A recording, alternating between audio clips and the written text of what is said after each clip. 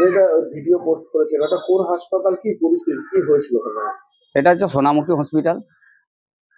তো আমি কাল ডাক্তার দেখাতে আসি, সেই মোমেন্টে বৃষ্টি নামায়, বৃষ্টি নামানোর পর আমি এসে দেখি যে প্রচণ্ড হারে জল। ডাক্তার সব পাহাড় তুলে ওপর চেয়ারে বসে রয়েছে, পেশেন্টও বসে আছে, কোনো রকমভাবে দেখাতে পারে না। আমি সেই উদ্দেশ্যে সঙ্গে সঙ্গে ছবি তুলে সঙ্গে সঙ্গে লাইভ করে ছাড়লাম। কোথায় জল ছিল এটা? ওই যে হসপিটালের ভিতরে, আউটারের ভিতরে, ওই মাথায় ঢুকছে, এই মাথায় বেরোচ্ছে জল। আউটডোরে না হাসপাতালের ইয়ে? আউটার মানে এটা গোটাটাই হাসপাতালের চক্কর। হ্যাঁ, গোটাটাই। কোনো ওয়ার্ডে জল ছিল? হ্যাঁ, সব রুমে রুমে জল ঢুকে গেছে। ওষুধও কি ভাসছিল? হ্যাঁ, ওষুধও ভাসছিল। চলে? হ্যাঁ, তাহলে এরকম পরিস্থিতি হলো কেন? এই পরিষেবার ভালো নেই, সব চারিদিকে সব আছে, মানে কাজকর্ম ঠিকঠাক হচ্ছে না। মানে জল থই থই করছিল? জল থই থই করছিল। অল্প বৃষ্টিতে কি জল জমে? নয়, অল্প বৃষ্টিতে নয়, যে বৃষ্টিটা একটু ভালোই হয়েছিল কালকে, তার এবারেই তার জন্য জল ওই মাথায় ঢুকে এই মাথায় বেরোলো জল। কিন্তু সমস্যা হয়েছিল এটা আপনাদের? হ্যাঁ, অনেক সমস্যা হচ্ছিল, পেশেন্ট দাঁড়িয়ে থাকতে পারে না, ওধার এধার ছোটাছুটি করতে হয়েছিল সেই অবস্থায়। মানে এই হাসপাতালে নির্ভর করে কারা কারা, কোন এলাকার মানুষ? 10টা অঞ্চলের মানুষ, সোনামুখী 10টা অঞ্চলের লোক আসা যাওয়া, পার্থ স্যার থেকেও আসে। কি চাইছেন আপনারা?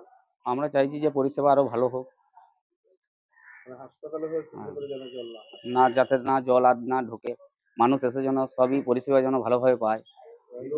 করতে এসে রাচ্ছন্ন হয়ে পড়বেন। হ্যাঁ। আপনার নাম? আমার নাম হচ্ছে রবিয়াল মির্জা।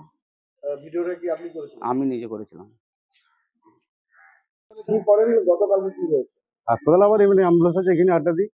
এখানে বৃষ্টির সময় দেখি চারদিকে নালায় জলে ভর্তি, চারদিকে জলেতে আর কি ভর্তি করে রাখে। মানে আউটডোর বা হাসপাতালে জল হয়? জল হয়ে যায়, ওটাই ফাটাতে জল পড়ে তো। কোথায় জল ভর্তি? ভিতর দিকে জল পড়ে, এদিক থেকে বেরিয়ে আসছে, ভিতর আউটডোরে ভিতর থেকে বেরিয়ে এদিকে আসছে।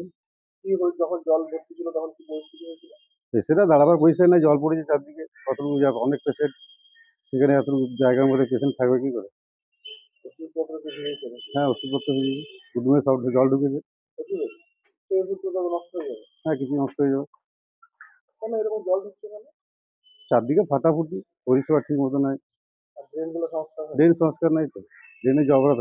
হাসপাতালে পরিষ্কার পরিচ্ছন্ন নেই সব দিক থেকে, শুধু হাসপাতালে জলের জন্য নয়, বহুদিন ধরে বহুত অসুবিধা পেশেন্টের। হাসপাতালে তো মানুষ পরিষেবা নিচ্ছে। হ্যাঁ, পরিষেবার জন্য পরিষেবা পায় না তো। রক্ত পরীক্ষা করতে এলে বাইরে সব, সেখানে কোনো সেরম নাই। না, এই যে জলে তো যদি ওষুধ দিয়ে যায়, মানুষ চিকিৎসা না করাতে পারে, তাহলে তো সমস্যা। হ্যাঁ, সমস্যা, অবশ্যই সমস্যা। আমরা এখানে থাকি, আমাদের অনেকজন বলে, কিন্তু কি করবো, বলতে গেলেই তো অনেক ব্যাপার আছে না। দেখছি, লিখিত দাও, এসবের ব্যাপার আছে। কি চাইছেন আপনারা? আমরা চাই যে হাসপাতালে পরিষেবা পাক, মানুষ, গরিব মানুষ যাতে উন্নতি হয়। আপনার নাম? মুকুল মাঝি। Shyam steel flexi strong TMT बार, ये स्ट्रॉन्ग के साथ फ्लेक्सिबल भी है। आपदा मुसीबत कोई भी आए, ये घर को अटूट बनाए। जब टीएमटी फ्लेक्सी स्ट्रॉन्ग तो घर रहे हमेशा के लिए स्ट्रॉन्ग।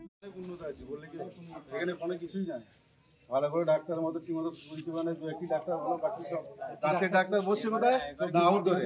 যে দাঁতের ডাক্তার সে কিন্তু কমিশনে কাজ করছে, এই তো সে বসে, দাঁতের ডাক্তার সেও কমিশনে কাজ, দাঁতের রুমটাই না বসে সে পাশের রুমে যে বসে, অথচ পেশেন্ট ঘুরে বেড়াচ্ছে আর খালি ওষুধ লিখে দিচ্ছে, খালি দোকানে, সব কমিশনের কাজ, দোকানে লিখে দিচ্ছে, আর কিছু না।